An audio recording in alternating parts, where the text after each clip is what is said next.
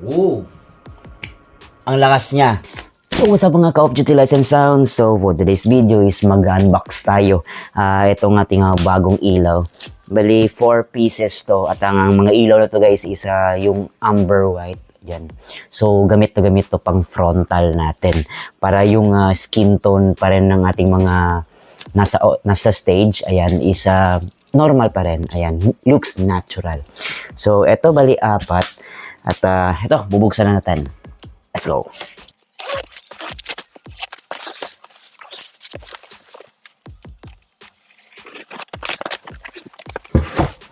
Okay, so buksan natin tong isa.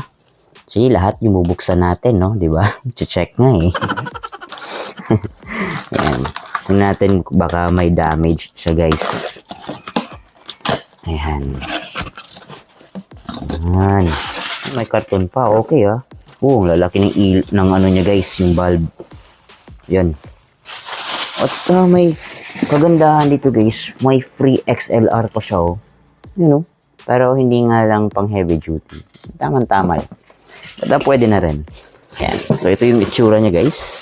Yan. Wala siyang brand, guys. Wala siyang brand. Ako na lang maglalagay ng brand nito. Ayan. So, wala siyang brand, guys, ha. Okay. So, test natin. Buksan muna natin to lahat. Then, test natin kung gaano siya kalakas. Alright. Alright, guys. So, ito na nakalinya na yung 4 natin na ilaw na yan, amber white. Ayan. Tiga-4 sila na bulb. Ayan, per ilaw, guys. So, 2 white at saka 2 amber. So, ito lang yung connection natin, guys, no?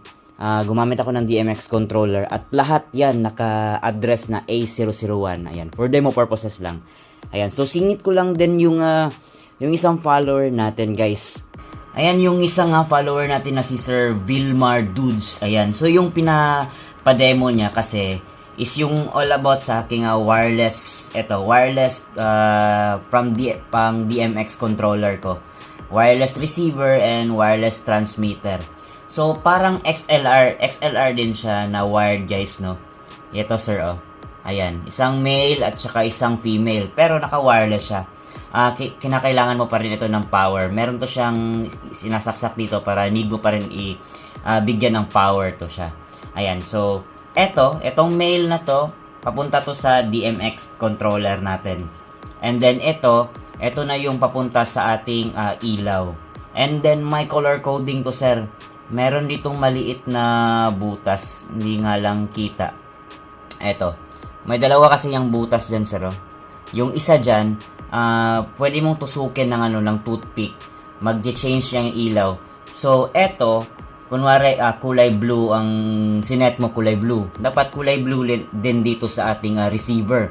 So, kapag ka nag-pair na siya, ang mangyayari, eto, magbi-blink ng kulay red.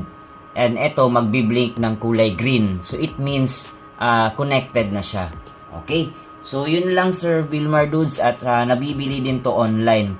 Yung brand pala ng aking DMX controller, receiver and transmitter is ito, Lixada. Ewan ko lang kung klaro sa camera, sir. Ayan. Lixada po. Ayan. So, sa demo natin dito, sir, gamit itong amber white natin, no? Hindi ko nagagamitin to kasi same method lang naman sa XLR wired at saka itong wireless natin. Okay. So, yun lang, Sir Vilmar Dudes. I hope na nakatulong. Panandali ang video lang. Okay, nasingit lang natin. Okay, so proceed tayo dito sa ating ilaw. Alright. Okay, guys, no. So, eto na nga. Naka-series na yan sila lahat, guys. Ayan. Yung 4 na ilaw. So, from DMX controller, nag-out tayo dito ng XLR. Papunta na dyan sa ating unang ilaw. Then, nakitap, at sya tap lang dyan. So, lahat dyan naka A001 yung address. So, kung ano yung laro ng isa, yun din ang laro ng lahat. Okay, so, test natin kung gagana ba. And I hope gagana. So, usog lang natin yung camera dito, guys. Ayan, maliit kasi yung stand natin. Ayan, okay. So, let's go!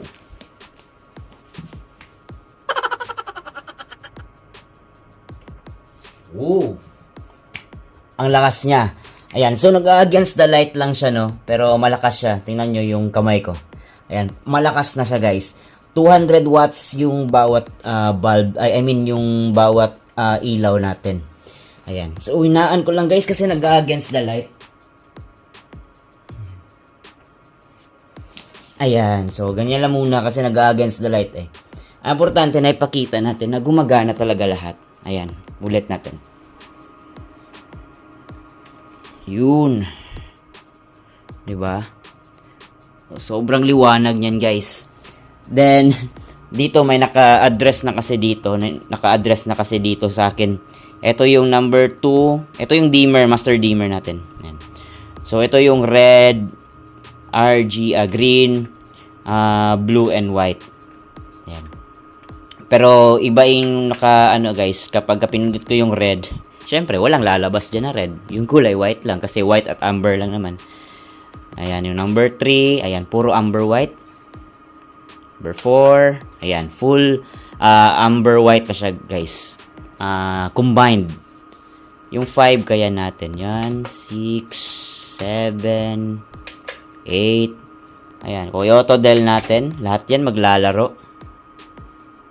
Ayan. Kasi naka-address to sa aking RGBW na mga power LED, guys. So, ang balak natin dito is separate yung DMX nila, guys. Separate yung DMX controller nila. Kasi wala pa tayo yung Pearl. Mahal kasi yun. Tawag dito. So, DMX controller, separate siya. And then, bibili pa ako ng another set of ganito, guys. Wireless na transmitter and receiver para sa ating mga power LED na yung amber whites natin. Ayan. So, yun lang muna. Alright? Okay ba? Yan. O, mailaw na. Malakas siya, guys. Malakas siya. 200 watts kasi. Ayan. And I hope na magtagal. Wala siyang brand, guys, ha. Wala siyang brand.